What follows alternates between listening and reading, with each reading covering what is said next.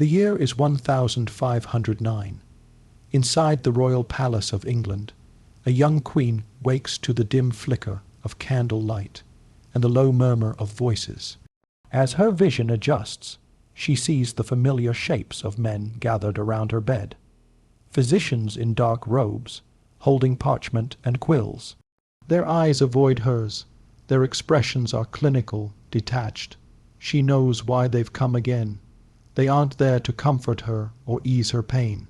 They've come to examine her, to inspect the private aftermath of her husband's visit, to determine by touch and by question whether she might finally be pregnant. This isn't care, it's surveillance, sanctioned, systematic, and cold. And for Catherine of Aragon, 23 years old and newly crowned Queen of England, this will become her life for the next 24 years. Her body a battleground, her womb a national obsession. Catherine's marriage to King Henry Roman VIII wasn't built on love, though there was affection once. It was a political alliance, Spain and England bound together through her womb. She was the daughter of Ferdinand and Isabella, conquerors of empires and guardians of Christendom, sent across the sea to secure peace between kingdoms that had spent centuries at war. Her body from the beginning was a treaty. But peace, as history loves to remind us, is fragile when it depends on bloodlines. And when a queen failed to bear sons, her failure wasn't private. It was treasonous. Catherine's duty was not to rule, not to advise, not to love. It was to produce a male heir who would ensure England's future and justify her crown. When her first pregnancies ended in tragedy, stillbirths, miscarriages, infants who lived only for moments, the physicians did not offer sympathy. They studied her as a problem to be solved. They took notes, made predictions, adjusted theories, and the palace, once filled with music and feasting, became a silent laboratory devoted to the pursuit of one goal, a son. After a third failed pregnancy in 1513, the royal doctors began what they called assistance protocols. They were working with the best knowledge medieval science could offer, a mixture of astrology, superstition, and flawed anatomy disguised as divine wisdom. They believed that for conception to succeed, the queen's body needed perfect harmony of humors. The planets must align favorably, and most bizarrely, that the woman must experience pleasure during intercourse. They were certain that without ecstasy, conception was impossible, so they set out to create it. In their journals, still preserved in the British Library, Henry's physicians described administering mixtures of Spanish fly, mandar root, and powdered amberry. These concoctions were given to Catherine before her scheduled nights with the king. The queen's body was dosed, observed, and recorded like an experiment. When those attempts failed, the doctors proposed something darker, the use of conception facilitators. Their logic was obscene but sincere.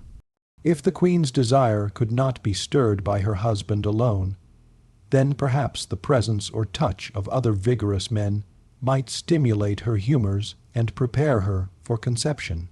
They believed that a woman's fertility could be influenced by the vitality of nearby men, even without full intercourse. Spanish ambassador reports from 1515 speak of assistants of great vigor being summoned to the English court.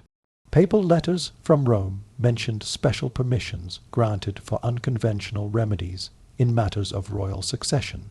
Even Henry himself years later would allude to unnatural measures attempted in hope of heirs. But the most disturbing insight comes from Catherine's own letters to her sister, Maria of Aragon, written in cipher and later decoded. They describe her humiliation in detail. They make of me an instrument, not a wife. They say it is for the good of England, yet I am treated as less than human. She speaks of being forced to ingest strange tonics, to endure inspections, to perform rituals dictated by doctors who assured her that pleasure and faith must combine for God to bless her womb. Then there is the testimony of Dr. Fernando Lopez, Catherine's Spanish physician.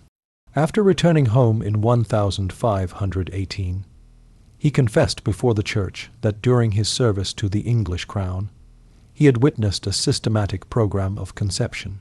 In his statement, he described 14 men chosen by physicians approved by clergy, whose role was to assist the Queen's preparation for reception.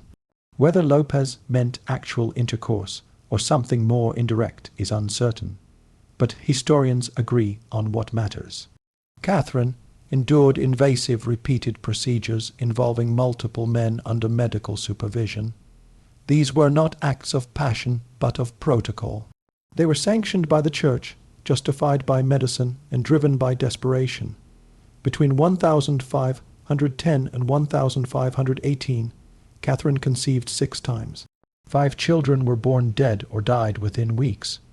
Only one survived, Princess Mary, the future Queen of England. No prince, no heir, no stability, and so the experiments escalated. The physicians began calling her womb stubborn, as though it were a mechanical fault to be fixed.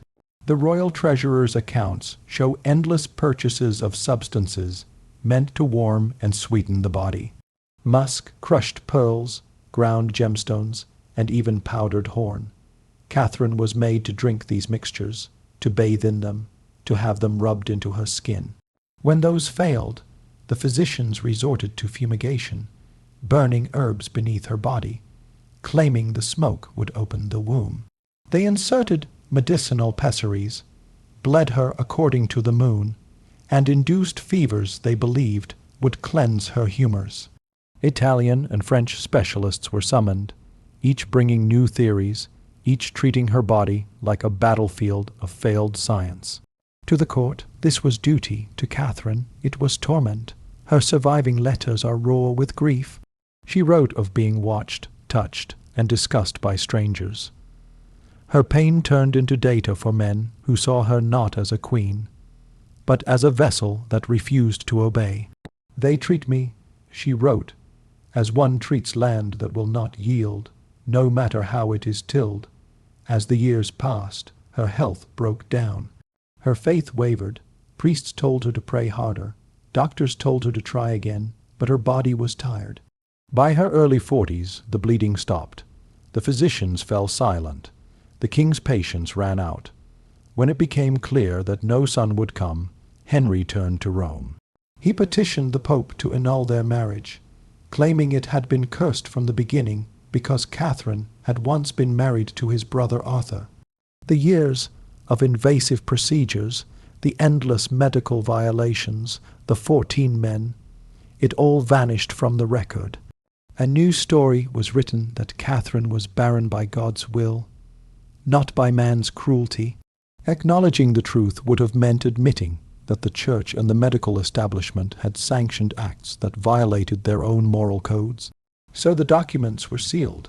Her suffering became a footnote summarized in the royal annals by one simple line.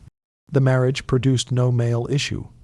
Catherine died in 1005, 136 at the age of 50, likely from cancer.